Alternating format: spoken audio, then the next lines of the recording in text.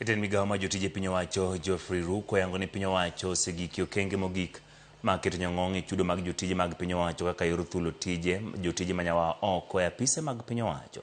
Owacho ma kinde mane otimo limbe kaunti ma Kisumu kama nochiwo loro ne moko kuom jotije piny owacho oko kaluwore ni ne gideko mar chopo e tich. Lydia Okeyo nigi ler.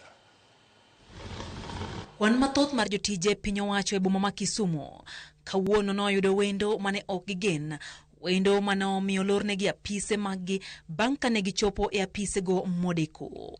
Watu wa serikali tunafungwa hapa hivi. Jatich ka jatich mane ochopo e tich bang' saa 2 okinyi ne odine oko e kinde limbe jatend migao mar jotije piny owacho Geoffrey Ruko mane oyango ni keto yomyom e tich e apise mag piny owacho en gino manyaka rang malong'o. By mwezi ya 4 namna hii ambapo wengi wetu watanaswa na ile mitambo na ile program ambazo tunaweka ya kuhakikisha kwamba lazima tufanye kazi yetu tukiwajibika kwa Wakenya, na huwezi wajibika kwa Wakenya kama aufiki mahali unafanya kazi kwa masaa ambayo inayopaswa.